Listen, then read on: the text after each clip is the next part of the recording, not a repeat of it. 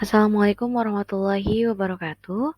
Perkenalkan nama saya Nina Septianti, NIM 10555112921 dari kelas M19C mata kuliah Penganggaran Perusahaan Universitas Muhammadiyah Makassar. Oke, baik teman-teman. Di sini saya akan menjelaskan mengenai anggaran penjualan. Namun sebelumnya untuk yang dibahas mengenai anggaran penjualan ini adalah penetapan harga penjualan produk. Di mana untuk penetapan harga jual produk ini dibagi menjadi 5 ya teman-teman. Yang pertama itu metode harga pasar, yang kedua metode harga plus, yang ketiga metode margin kontribusi, yang keempat metode laba maksimal, yang kelima metode tingkat pengembalian atas modal, dan yang itulah akan kita bahas di pertemuan hari ini. Oke. Untuk yang pertama yaitu metode harga pasar. Nah, teman-teman bisa dilihat sendiri bahwa untuk metode penerapan harga jual produk berdasarkan harga pasar ditentukan oleh maksimum atau mekanisme harga produk yang berlaku di pasar. Nah, besarnya harga tersebut dipengaruhi juga oleh harga jual produk sejenis gitu ya teman-teman. Nah, dalam hal ini perusahaan tidak dapat menetapkan harga sekehendak perusahaan tersebut gitu, dan perusahaan akan mengikuti harga pasar yang berlaku. Jadi perusahaan ini tidak bisa serta-merta langsung menentukan ini harganya sekian, ini harganya sekian tanpa melihat nilai pasarnya ya teman-teman. Kemudian di sini juga ada contoh-contohnya yaitu air mineral. Kemudian ada contoh di dunia industri oligopolistik seperti baja, kertas, pupuk, dan lain-lain. Harganya yang dikenakan hampir semuanya sama ya. Terus kemudian di sini juga ada pelanggan membeli produk Pipo meskipun produk dengan harga lebih murah tersedia di pasaran. Hal ini karena perusahaan Pipo mengikuti kebijakan penetapan harga yang dipersiapkan atau yang sudah dipersepsikan di mana pelanggan bersedia membayar ekstra untuk kualitas dan daya tahan produk yang lebih baik. Jadi walaupun banyak sekali di situ pipo-pipo yang lebih murah gitu, tapi pelanggan sudah tahu bahwa yang original itu harganya berapa, kemudian yang harganya udah oke itu berapa, dan kualitas yang bagus itu seperti apa. Oke, next kita lanjut ke pembahasan yang kedua yaitu metode biaya plus. Nah, di mana untuk metode ini didasarkan pada besarnya biaya yang dikeluarkan untuk menghasilkan produk tersebut ditambah dengan persentase laba bersih yang diinginkan perusahaan. Dalam hal ini, dasar biaya yang digunakan terbagi yaitu biaya produksi dan biaya total. Nah, selanjutnya di sini ada rumus-rumus ya teman-teman. Sini ada penjualan total dan tadi udah disebutkan ada penjualan total dan harga unit gitu ya, harga jualnya ya teman-teman. Untuk penjualan total tersendiri yaitu dirumuskan biaya total ditambah persentase harapan keuntungan. Sedangkan untuk harga jual per unit itu dirumuskan seperti berikut, yaitu penjualan total dibagi dengan total barang yang diproduksi perusahaan. Nah, kemudian di sini aku ada contoh nih. Contohnya itu kapasitas produk normal PT Nina Septianti per tahun adalah sebesar 150.000 unit. Tapi perusahaan berencana hanya memproduksi sebanyak 120.000 unit untuk tahun 2022. Untuk pembuatan anggaran 2022, pada akhir 2021, perusahaan membuat proyeksi biaya yang diperlukan untuk produksi sebesar atau sebanyak 120.000 unit. Seperti terlihat sebagai berikut ya teman-teman. Teman-teman bisa lihat sendiri ya di sini. Bahwa di sini ada jenis biayanya, kemudian nominalnya berapa. Untuk biaya bahan baku langsung yaitu sebanyak 450 juta, biaya tenaga kerja langsung sebanyak 300 juta, biaya overhead pabrik variabel itu sebanyak 220 juta, biaya overhead pabrik tetap itu sebesar 330 juta, biaya pemasaran variabel sebesar 130 juta, biaya pemasaran tetap sebesar 120 juta, biaya administrasi dan umum sebesar 150 juta, sehingga dihasilkan total biaya sebesar 1,7 miliar rupiah. Nah, jika perusahaan menetapkan harga produknya dengan metode biaya total plus sebesar 25%, maka tentukanlah harga jualnya. Nah, di sini teman-teman menghitung harga jualnya seperti apa. Tadi sudah dirumuskan ya. Untuk menghitung harga jual itu, langkah pertamanya harus menghitung penjualan totalnya. Nah, penjualan totalnya itu adalah biaya total ditambah persentase harapan keuntungan. Nah, teman-teman udah tahu kan? Untuk biaya total itu tadi sebesar 1,7 miliar, kemudian ditambah dengan persentase harapan keuntungan itu 1,7 miliar dikali 25%. Jadi 1,7 miliar ditambah 425 juta rupiah sama dengan 2,125 miliar rupiah. Kemudian untuk harga jual per unit itu berapa sih? Gitu. Nah, untuk harga jual per unit itu adalah penjualan total dibagi total barang yang diproduksi perusahaan. Tadi total penjualan tersebutnya itu kan udah dihitung ya di awal, yaitu sebesar 2,125 miliar rupiah. Kemudian total barang yang diproduksi perusahaan itu hanya 120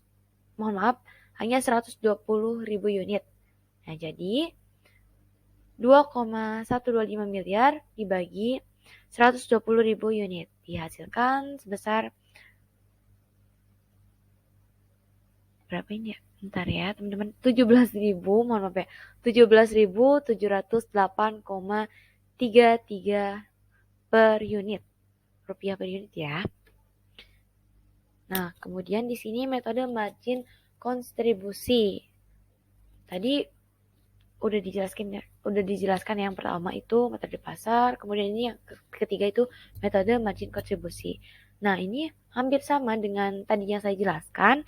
Untuk margin kontribusi adalah selisih harga jual dengan biaya variabel suatu produk. Metode ini pada dasarnya metode biaya plus, namun yang menjadi dasar adalah biaya variabelnya saja. Ini sama, cuma yang jadi dasarnya hanya variabel. Tadi kan kalau misalkan untuk plus itu semuanya dihitung ya. Nah, untuk rumusnya sama juga seperti biaya variabel tadi. Mohon maaf, bukan biaya variabel tapi biaya plus ya. Itu penjualannya biaya variabel tambah persentase harapan keuntungan sama dengan harga jual per unit. Mohon maaf, harga jual per unit sama dengan penjualan total dibagi produksi tambahan. Nah, tadi untuk persentase harapan keuntungannya itu tadi kan dari biaya variabel ya. Kalau yang awal itu dari biaya total. Nah, di sini ya juga punya contoh, yaitu PT kapasitas produk normal PT Nina Sepianti sebesar 150.000 unit per tahun, tetapi perusahaan berencana hanya memproduksi sebanyak 120.000 unit per tahun, tetapi perusahaan memiliki peluang untuk membuat produksi tambahan dan menjual sebanyak 30.000 unit. Nah, bedanya apa? Beda di sini ada peluang untuk membuat produksi tambahan dan menjual sebanyak sisanya berapa itu ya. Terus kemudian jika ada pesanan tambahan dari pelanggan dari Singapura, maka untuk memungkinkan pesanan atau memungkinkan pesanan ditambah tambahan sebanyak 30.000 unit. Ini itu gimana perusahaan membuat transaksi taksiran sebagai berikut. Nah, tadi kan udah dijelaskan bahwa untuk metode ini hanya dihitung mengenai variabel-variabelnya saja. Nah, teman-teman juga bisa dilihat biaya bahan baku langsung, tenaga kerja langsung, biaya overhead variabel, dan biaya pemasaran variabel. Karena untuk menghasilkan 30.000 unit produk tambahan, maka perusahaan menganggarkan total biaya variabel sebanyak 1,1 miliar rupiah. Dengan keuntungan yang diharapkan sebesar 25%, maka hitunglah harga jualnya. Formulanya udah dikasih tadi ya, sekarang kita langsung lanjut ke penjelasan untuk perhitungan. Nah, untuk penjualan total, ini pertama dari penjualan total baru kita bisa menghitung harga jual per unitnya. Nah, untuk penjualan total, biaya variabel total ditambah persentase atau presentasi persentase harapan keuntungan, yaitu 1,1 miliar ditambah 1,1 miliar dikali 25% adalah sebesar 1,375 miliar rupiah. Kemudian untuk harga jualnya sendiri, harga jual per unitnya, penjualan total dibagi dengan total barang yang diproduksi perusahaan, yaitu 1,375 miliar rupiah dibagi 30.000 unit, maka dihasilkan sebesar 45.833 rupiah per unit ya. Kemudian di sini selanjutnya metode laba maksimal. Ada kalanya produk suatu perusahaan memiliki sifat yang sangat elastis, di mana harga jual produk tersebut akan langsung mempengaruhi volume penjualan. Maka perusahaan akan menetapkan harga jual produk yang akan memberikan laba usaha terbesar bagi perusahaan. Nah, kemudian di sini aku juga ada contohnya ya teman-teman ya. PT Nina Septianti memproduksi barang dengan kapasitas sebesar 35.000 unit per tahun. Jumlah biaya yang ditetapkan keluarkan menghasilkan seluruh produk sebesar 100.000 rupiah, sedangkan biaya variabel yang diperlukan untuk menghasilkan produk tersebut sebesar 5.000 rupiah per unit. Manajemen perusahaan mempertimbangkan harga jual produk tersebut untuk mendapatkan laba usaha optimal. Bagian pemasaran perusahaan memperkirakan perubahan harga jual produk sehingga bagian pemasaran membuat transaksi transaksiran sebagai berikut ya. Untuk harganya sendiri teman-teman bisa dilihat di sini ada harga dan juga volume. Akan langsung saya skip ke penyelesaian ya. Untuk perhitungan produksi. Nah, di sini teman-teman bisa lihat sendiri ya. Untuk penjualan ada penjualan dan ada biaya. Ada kalau penjualan dan ada biaya. Kemudian di penjualan ada volume dan nilai. Di biaya ada variabel dan tetap. Nah, ini dapat dari mana sih Nin kok bisa dapat seperti ini gitu penjumlahannya? Dan untuk tafsiran kalian kenapa bisa seperti ini? Oke, Nina jelasin ya bahwa untuk volumenya sendiri, volume dan harga diambil dari soal ini yang tadi sudah dijelaskan ya, sudah disebutkan. Kemudian untuk nilainya sendiri ini didapat dari harga dikalikan dengan volume. Didapatlah nilai. Kemudian untuk variabel ini dari mana? Variabel ini dari perkalian antara volume dengan harga variabel di sini. Nah, karena kan di sini variabelnya 5.000 ya. Jadi volume dikali 5.000. Dikali variabelnya. Kemudian untuk tetap kok bisa sih ini 100.000 itu dari mana? 100.000 itu dari soal juga teman-teman. Soalnya di sini sudah dijelaskan bahwa jumlah biaya tetapnya sebesar 100.000 rupiah. Untuk laba rugi, ini perhitungannya seperti apa? Nah, untuk laba rugi sendiri, teman-teman bisa menghitung dengan menggunakan nilai dikurangi variabel, nilai dikurangi biaya atau penjualan dikurangi biaya. Jadi, dari nilai dikurangi variabel, kemudian dikurangi harga tetap, biaya tetap. Atau teman-teman bisa menjumlahkan variabel dan juga tetap, kemudian mengurangi harga nilai dengan penjumlahan tersebut. Maka didapatlah nilai laba rugi. Nah, kemudian ini untuk yang terakhir yaitu metode tingkat pengambilan atas modal. Di mana untuk rumusnya sendiri, harga jual sama dengan total biaya ditambah tingkat pembelian modal dikali dengan modal. Kemudian dibagi dengan penjualan. Nah, di sini aku ada contoh untuk masih PT Nina Septianti merupakan produsen termos es. Total modal yang diperlukan perusahaan sebesar 1 miliar rupiah dengan tingkat pengembalian investasi yang diinginkan sebesar 25%. Nah, volume penjualan diperkirakan sebesar 100.000 unit produk. Sedangkan total biaya yang dikeluarkan untuk menghasilkan semua produk sebesar 350 juta rupiah.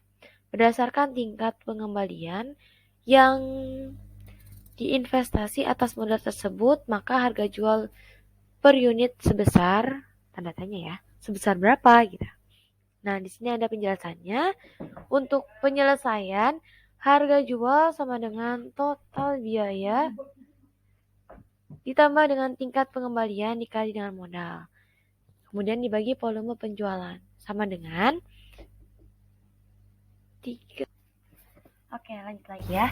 Untuk penyelesaiannya yaitu harga jual sama dengan tadi sudah dijelaskan bahwa total biaya ditambah tingkat pengembalian kemudian dikali modal dibagi dengan volume penjualan. Maka di sini dapat ya teman-teman untuk harga jualnya yaitu total biayanya sebesar 350 juta ditambah dengan 25% dikali 1 miliar dibagi dengan volume penjualan sebesar 100.000 unit dihasilkan Rp6.000 untuk harga jual per unit.